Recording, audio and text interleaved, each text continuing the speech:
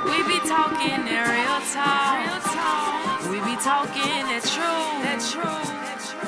Talking about what God did for us and how He brought us all through. Yeah, this is Kingdom Talk. This is Kingdom Talk. This is Kingdom Talk. Yeah, this is Kingdom Talk. Yeah.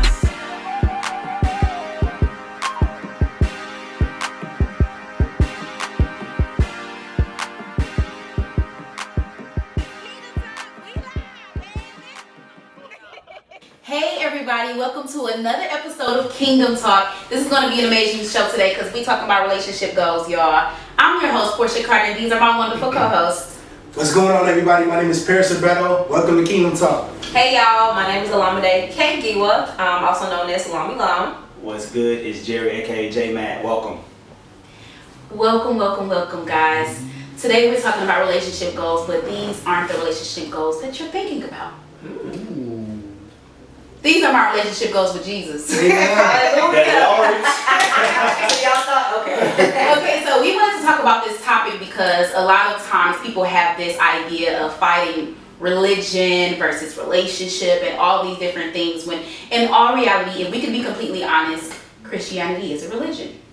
The problem with that is people take religion and they mask it with rules and organized systems that try to make you do in order to be loved by God. When being loved by God is not about doing, it's just about being. He loves who you are because He made you and because you're you. So you don't have to follow all of these rules and regulations that say you can't wear this and you can't wear that to be a part of God, or you can't do this and can't do that. The thing about it is, when you have a relationship goal with the Father, you have that relationship because whatever you're struggling with, whether it be you messing up or sinning and all of that, Jesus paid the price for that. He was a perfect being because you don't have to be. He was that perfection for you, and He died on the cross and He rose again so that He could give you the power to have a relationship with the Father like none other. And with this relationship, my relationship goal is to be in love with Jesus, because just like any other relationship, when you're in love with somebody, regardless of what they say or what they do, you're going to love them unconditionally. Like when you're in love, your day is organized by that love. What you do, what you say, what you're reading, how your night goes, how you plan your weekend, everything is done by you being in love. So in order to be in love with somebody, you have to continue to follow the rules that they give you. So yes, there are rules that you have to follow, but you do those things through love. Just like when you in a relationship, you can't do any and everything. Like you can't just talk to your partner any old kind of way, or you can't run out you can't run out all out on them for weeks and weeks and never come back. Like that's a relationship. That's so because you're in a relationship with the Father and you're in a relationship with Jesus, you know that there are things that you have to do in order to hold that relationship. So my relationship goal is to be in love, because I know being in love with Him, I'm going to do what He tells me to do, and I'm going to say what He tells me to say. And that's why we're here today. So what are your relationship goals? We're going to go into Faith Talk right now and ask our wonderful co-hosts different things about relationships and how they feel about being in a relationship with God. Faith Talk starts now. Do you honestly think just believing in God and going to church is enough? I'll start with that. I honestly believe, like, in order to enter heaven, you just need to believe in God. You know, that's just me per se. It may not be right, may be wrong, I'm not sure, but just me, my perspective on that is just, if you believe in God, you're going to heaven. You know, period, point blank. I don't think that you have to go to church every single Wednesday, Sunday, Monday, Tuesday, Friday to enter the floodgates of heaven. Amen. You know, I just don't think that. The scripture goes, if you believe in your heart and confess in your mouth. mouth. I was thinking that. Yeah. You would be saved. You'll be saved. You'll be saved. Yeah. So you're saved, and you being saved means, yes, now you get to enter into eternity with me. But I think that the big thing is when you believe in your heart. Because I read the scriptures that say, you know, you say that you believe me and your hearts are far from me. Mm-hmm. And yeah, you call out my name, Lord, Lord, but in the end, I'm going to say, depart from me, I never knew you. And just to piggyback off that, I think it's a scripture that says, he who is saved indeed. So basically that means is this: if you're saved, you know him. So if you know him, you will want to live right. You will want to just commune with him. You will want that intimate relationship with him. So not saying that it's wrong to not go to church and stuff like that, but I just feel as if they do come in agreement with believing in God, they can go to church. But you don't have to go to church to have a relationship with the Lord. Of course, not at all. But when you have a relationship with God, I feel like you are ignited to go to church. Like you have zeal. You want to be in fellowship. Fellowship, you know, definitely. Well, that's all about truly believing, though, right? Because like, if I truly believe in my heart, just like what Porchia was saying in the intro, my life is going to start to line up with it. Exactly. But if I'm not truly believing it 100%, and you can also like lose belief, and you can like lose hope in God and turn your heart away. Definitely. That's why every day it's a constant renewal of it. So that's why you can be on your deathbed and you can finally truly believe in God. It's so gracious and so powerful. He gonna say, come on, right? It's so wonderful that if you truly believe and turn to Him, even in that, like on the cross. I was just like just about to. I mean, you say, I was just about to. Go ahead, Mommy. I was just about to say something about that. Like, you know, Christ went to the cross. There was two other people that was getting crucified with him, and then the other one was like, if you say that you're God, then take yourself down from this. But the other one was just like, you know, truly, I know who you are, and like, just don't forget about me when you go into your kingdom. And because he said that, he believed. He said you're gonna be right there with me. Look, I got you. He said, on this day. On this day. Will be so I think about that. Like I think about, you know, the chances that God gives us and like having that relationship with Him. I think you should, if you believe, and also it's by what we are being and doing. Like, you know, faith without works is dead. I think it all just comes together. Not just if you believe, like you have to have fellowship. Like you're not on this earth by yourself. When Christ did ministry, He wasn't by Himself. Like He did ministry with the disciples, you know. So I think both. I'm kind of like in between. I'm kind of neutral. I just want to go into this as well, though, real quick. Like when I first started this journey and just believing in God and listening to His voice and just trying to do my purpose and what He's called me to do. When I was fresh in this though, like I was just doing secular music. I was just in the world heavy. I was partying, drinking, smoking, like turned up. But I always heard His voice and I always felt His presence, you know. And it was just like, yo, I felt the tug. It was something about it. But I was not in church heavy. I wasn't in fellowship with Christians and all that. But it was just something of me knowing like, yo, I wanted more for myself because of something inside of me. I wanted to stop drinking, not because I just knew it was bad, but it was something, it was God telling me, regardless of a church telling me, you know what I'm saying? And it was just, not all of a sudden, look, I'm in fellowship. It's just levels to it. It's about relationship. I remember, I'm so glad you just said that. I remember when because I didn't believe in God. You couldn't pay me Jesus. What? I don't want to hear nothing about nothing.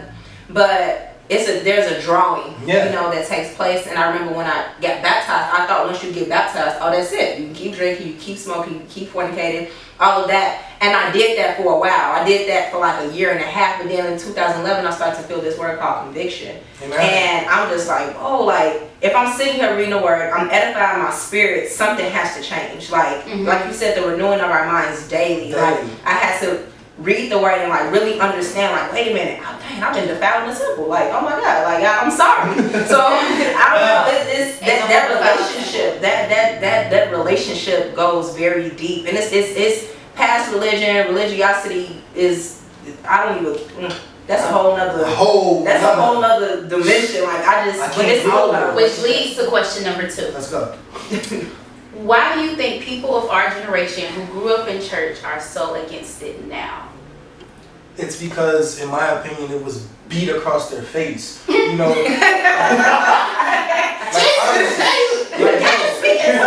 honest to God truth, like growing up, like they didn't play that. I couldn't miss a Sunday. If I overslept, my grandma coming in my room with a belt. You get up to church, you know, and And then it's so, that's that old and it's just so crazy. And when I look at religion now, even today, like at our church, I see people who continue to go to church every Sunday, every Wednesday, every Thursday. And it's just like, is this routine or is this relationship? Like, I'm so, like, are you really worshiping him or are you just worshiping in routine? Is your muscles just used to putting your hands up and are you used to saying these same hymns or is it coming from a place of relationship? You know, and I discern so much. You know, I'm like, yo, are you really worshiping or are you really just, like, are you just really just doing this thing called acting? In my opinion, it's just like, is this what you do? Or is it what you really do? You feel what I'm saying? Amen. So it's just like, so it mind boggles me and it irritates me. Yeah. Because it's just like, I used to do that. Like, I had to, as a kid, I had to get up every Sunday, go to church.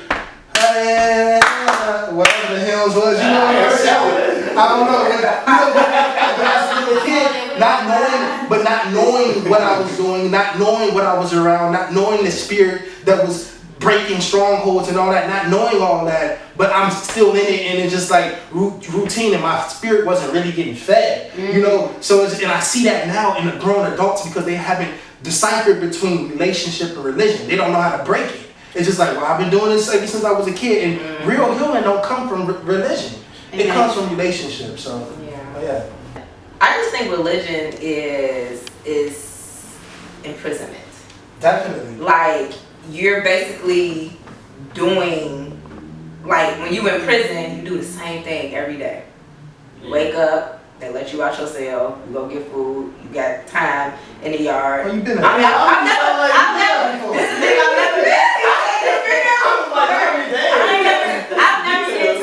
I've never been locked up. Thank you. So you Jesus. think people of our generation felt like it was a prison because that's what I'm asking. Why don't they want to be in church anymore? Why are they so against it? I feel like he said, they were in prison in their minds, like from when they were little all the way up until right now. So we're just like, oh damn, I got freedom now. This is what, because they've been so sheltered and because it's been instilled in them since they were little, they think like, oh, this is where I have to be, when God was just like, no, I just want your heart. Like, all this extra stuff you're doing, like, I don't care about all of that. Like, I just want you. And a lot of churches as well has perverted God's love.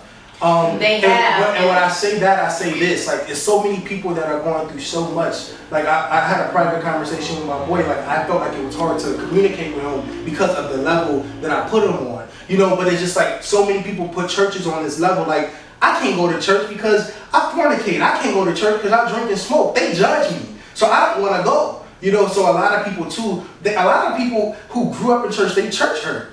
You know what I'm saying? Yeah, and church hurt derives from people taking these organized systems and beliefs and traditions and rules and manipulating them to their benefit, to say that I'm higher than you, and if you're not where I am, then you're beneath me, or you can't be here. And then that hurts people because God is love, and he loves you regardless of who you are, regardless of what you do, regardless of what you say. He's going to love you regardless, because it is a relationship with him. Just like your mate, when you're in love with somebody, I keep referring to real relationships because these are the relationship goals that I seek in my life. I want somebody to love me for me unconditionally, all of my flaws and all, no matter what I have going on. So just like how Christ loved the church, and if Jesus loves you regardless of what you have going on, then there should be nothing ever in the world that tells you something different. And no person should be able to tell you what you're not doing right in order to receive his love, because it's not about doing, it's just about being. Amen. And the last thing I would throw is really shortly is because we've seen people just, like, I can speak for myself growing up, that going to church and all the services, but I see no fruit in their lives. Amen. So I'm seeing you go through all these rules and you're checking off all these boxes from the outside, but nothing's changing. So I think we saw that. It's like, well, why even do that if they're going to be the same? So we need to see God from the holistic perspective of who he is and seeing the fruit. Ooh, something just dawned on me. Go ahead. Religion, imprisonment, relationship, intimate. I'm sorry. Now she's a rapper. She done went to jail. Now she a rapper. I'm not. You don't have to her like that. This is the thing though. I used to read up in a lot of documentaries and stuff like that. I want to know what people think or how they think and why they are where they are. So that's what you study. So I was just watching videos on YouTube randomly. Yeah, so but that's an imprisonment. Like that's the same thing. So religion, imprisonment, relationship, intimate. Okay, so since we're talking about intimacy with God, look at that alignment. Since we're talking about intimacy with God, from your personal standpoint, I want to know, what side of God do you know? Because many people know God as Father, Lord, Savior, Protector, Provider, Healer, all these different sides, but God only reveals Himself to whichever side you seek after. That's so good. So how have you sought Him out, and which side do you know because of the way you sought Him? That's so good. And this gets me so emotional when I talk about this topic, because because God, like, you know, I come from a broken home. You know, my parents got divorced and all that. And when my mom got remarried, I witnessed a lot of physical abuse. And it was to the point that I was scared to go into my house. I would sleep in my car in grocery store parking lots, you know. And I will never forget, like, I heard all the time growing up, like, God is with you, no weapon formed against you shall prosper. My grandmother beat those scriptures into me. And it was just like, yo, God, I am struggling. This is like some movie type stuff. I heard about Chris Brown and his mama getting, like, physically abused, but never me. I don't, what is my life? And I will never forget, I sat in the car at a parking lot, a grocery store parking lot, and I was scared to go into my house. And all I could do was scream on the top of my lungs in my car, like, God, where are you? I need you. I need you. And when I tell you, ever since that moment, even right now, I just see a light shining on that car. And ever since then, my life has completely changed. She blessed me with my own crib. I was able to move out. You know what I'm saying? I was starting doing music, and I was able to move to LA. So it's just like, but He's definitely been my comforter, my real father, my father, who, like, I'm trying to tell you, like, it was so much that I was going through. Like, my dad was never around. I didn't know how to shave. I didn't know how to do certain things that men knew how to do, but God was teaching me everything. Amen. When I tell you He can counsel you in that way, when I was seeking Him through all things at that season, like, God, teach me how to do this, teach me how to do that, teach me how to speak, teach me how to treat women. You know, and He was counseling me. So He's my Father, He's my provider, and He's surely my protector. He protected me from so much stuff. And I'm just so grateful. And that's why I love Him. And that's why I can't go back to the person that I used to be, because of the relationship that I had. It's so amazing what He's done. Like, it's so amazing what He's done. And I've been through so much even up until this day. But God is just so good, because I know He's never failed me. Hallelujah. Yeah, so, yeah. Wow, y'all got your boy emotional. They hit me right here, I'm trying to learn my makeup, fool. Yeah. Wow. Yeah. So what side of God did you know? Well, I was just sitting here trying to think. Like, I know Him as a lot, but if I could just narrow it down, I know God as the lover of my soul. The lover. He's my lover. He's my lover. He's my sustainer. And He's my keeper. Just as we was talking about earlier, like, you know, I've been abstinent for 5.5 years. Like, so like, and it's just crazy how in the past, like, you know, just giving yourself to someone, like, freely and just, like, willy-nilly or whatever, and it's not even your husband. Where for me, it wasn't even my husband. And for God to restore me, you know, even after that relationship, it was toxic. But I just thank God for, like, seeing me where I was and grabbing me from the pits of hell. Like, I felt like I was in the pit, and He like, okay, you gotta get this. You gonna understand this. And it took for me. I envisioned myself being in a well with no water in it, and like looking up. I'm getting emotional now. Being in a well with no water in it and looking up, and I see the sky, I see the sun and all of that, and I'm just reaching up, screaming for somebody to come save me. And I just feel like God's hand is so big and so strong, and He reached down and He came and got me out, like, you ready? And I was just like, God, I went hard in the world, now I want to go hard for You. Amen. And since I said, like, you know, this is what I wanted to do, I feel like God has been keeping me, has been sustaining me, and it hasn't been easy. You know, I have my moments. The enemy tried to attack me in my dreams, but I'm just like, God, I want to please You. Your word says my body is a temple of the Holy Spirit. I was bought with the price, so honor You with it. So that's what I'm doing. You know, I'm honoring God, and I'm learning God in ways and seeing Him in ways like, dang, God, like, I don't even think about the years. I be forgetting like, oh dang, it's been that many years. But it's just like when you're in communication with God and when you're communing and you're in relationship and fellowship with God, all that other stuff don't even matter. Like, and just keeping my thoughts on Christ and like keeping my thoughts fixed on Him and like just, I don't know. I just love Jesus, y'all. Like, he's definitely so kept me, sustained me, even when I wanted to give up on myself. Like He's just like, no, baby, I'm not even gonna let you do all of that. Now, the way I talk to y'all, this is how I talk to God. I don't do all that extra other stuff, but when it need be, I go where I need to go, like go to the throne. But so I see Him as Abba, definitely my daddy, a lover of my soul, sustainer and keeper. Amen. Oh man, y'all, this is amazing. God is so good. Like just seeing everything that God is for y'all, for me. Man, He has been my stable ground, y'all. Like, I just think about my whole life, everything that I've seen, everything that I've been through, like the environment I came from, and I just picture like earthquake going on in my life, and God just being that stable ground. Amen. For me. Like throughout all of my life, I felt Him doing that. So as there's like chaos going, you know, domestic violence in my house, there's just been like shootings and killings and gang violence and drugs, I'm just like on God with stable ground. Walking through the midst of it all, like unscathed, man. And He's been consistent in it. And I just love Him for that. Like, I say it all the time, like I don't know how I'm gonna make it to the next thing that He has for me or the next level or whatever, but I trust Him because I've always been able to do that. Amen. I've always been able to depend on how stable He is and His stability. Like, and that's just been amazing that He's kept me through that. So for me, man, like He's just my stronghold. I just lean on Him. Like He's that strong pillar structure in my life. Like, Amen. That's God for me, y'all. Dear God, I just want you to know, You are my provider. Amen. You are my shelter. And y'all, God, when I tell y'all, this homelessness life, y'all, so since I've been in LA, almost every Tuesday, I go and I feed the homeless downtown on Skid Row with the Peggy Beatrice Foundation, started by Pierre Johnson. And I do that because it's personal for me.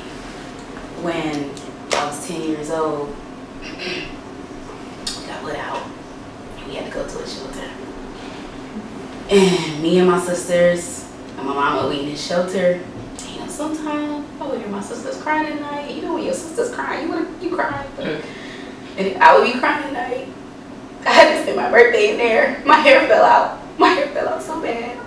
I was stressed out. And I was only 11.